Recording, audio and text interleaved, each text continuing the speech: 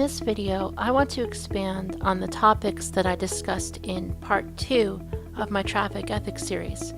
More specifically, I want to talk about the ethics of speeding. I think that the topic of speeding really needs to be looked at from an ethical perspective, because it's a lot more nuanced than simply looking at the legal framework that governs a particular jurisdiction. I think that to have an honest conversation about speeding, it's important to bring up things like the doctrine of harm, and maybe to a lesser extent mens rea, which is also known as criminal intent. For instance, in most Western societies, it's usually acceptable to speed in the case of an emergency. Despite whether the speeder is a civilian or a state actor, a common example that I've heard used is a person speeding to get their loved one to the emergency room during a serious accident in which seconds count and there isn't enough time to wait for an ambulance to arrive to help stabilize the patient.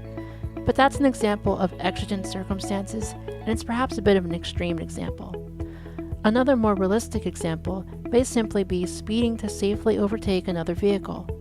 This could be a case like a slow farm vehicle traveling on a 2-lane road in which there is a temporary passing zone and a vehicle uses the limited space of the temporary passing zone to overtake the farm vehicle.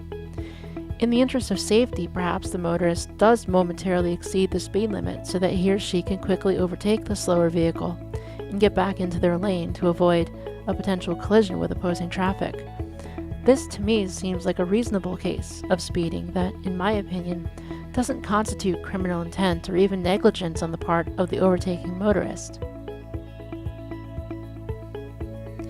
Now let's consider the case of speeding for pleasure.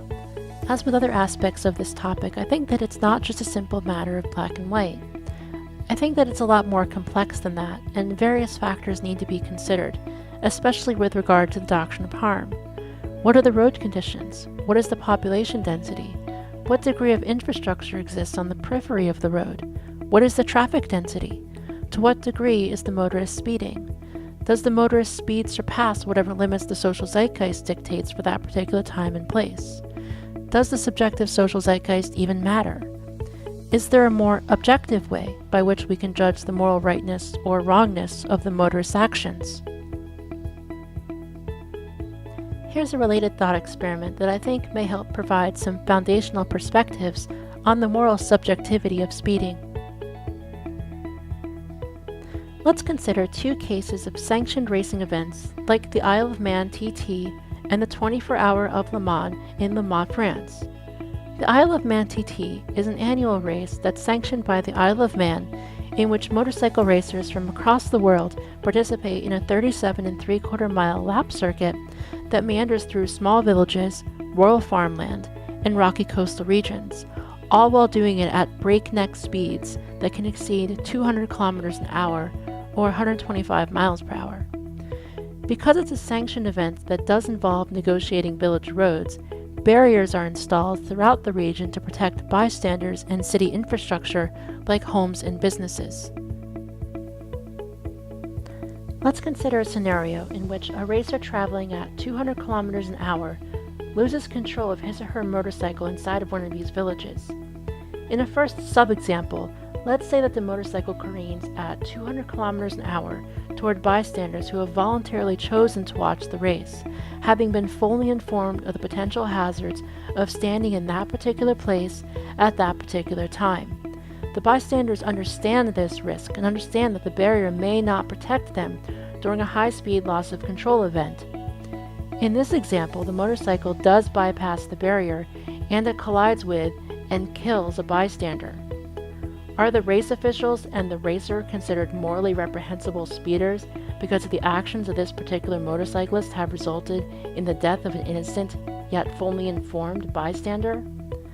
The deceased bystander's surviving family may certainly try to argue that if they decide to pursue a wrongful death lawsuit against the race organizer or even the governing body itself, since it was sanctioned by the state.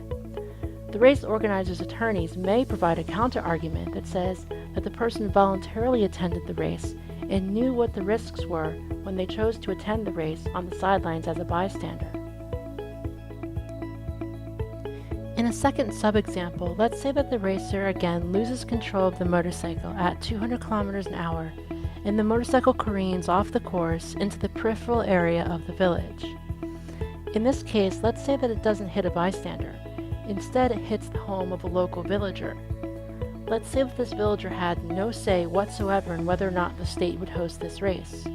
The villager was simply unfortunate enough to have a home that happens to be directly on the route of the race, and this person's family has owned this home since before the race ever existed. In these two different yet related examples, the main distinguishing factor is the question of whether or not the injured parties consented to being present at the event. In the former, one could argue that the bystander did consent. In the latter, a case can be made for a lack of consent from the homeowner whose home was damaged during the accident. So how does this relate to speeding on public roadways? Well, the point I'm making is that the context is incredibly important for determining whether or not a particular motorist's actions are subjectively right or wrong.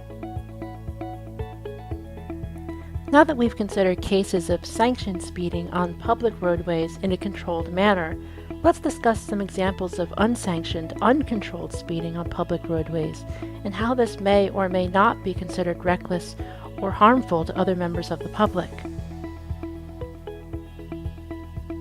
Let's consider the following example. It's purposefully an extreme example to help illustrate a point, so please bear with me. Let's say that the winner of the Isle of Man TT decides to take a vacation to southwestern Ontario after beating out all of the competition during this year's race. The winner has broken all sorts of world records for average lap times and top speeds. The racer is lauded as a true master of motorcycling and is considered to have near supernatural affinity for handling a motorcycle at extremely fast speeds and extreme lean angles under extremely variable road conditions. This racer is, for all intents and purposes, the Ubermensch of motorcycle racing. The racer, upon setting course for the sprawling country roads of southwestern Ontario for a fun day of exploration, decides to make full use of those supernatural skills at speeds of greater than 100 kilometers an hour over the posted speed limits.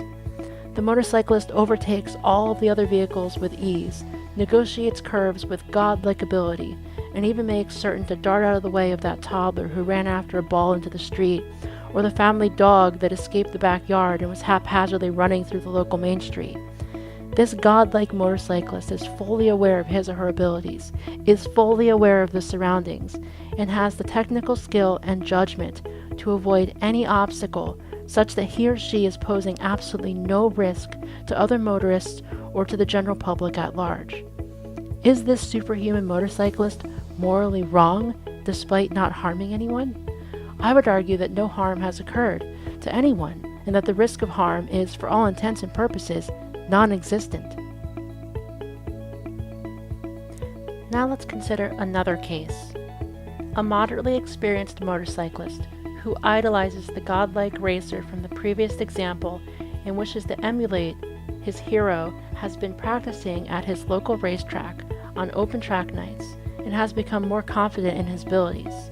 He's so confident, in fact, that he feels he can manage his bike on the roads the same way that he does at his local racetrack. One day, while negotiating a blind turn with a decreasing radius, the motorcyclist has chosen a poor entry speed and fails to consider using a more cautious late apex and instead uses a traditional racing line that provides less margin for error. The motorcyclist loses control of the motorcycle and careens into oncoming traffic, hitting a vehicle traveling in the opposite direction and ultimately killing both motorists. The point that I'm trying to drive home is that context is important. One could argue that speed limits are determined based on the least common denominator.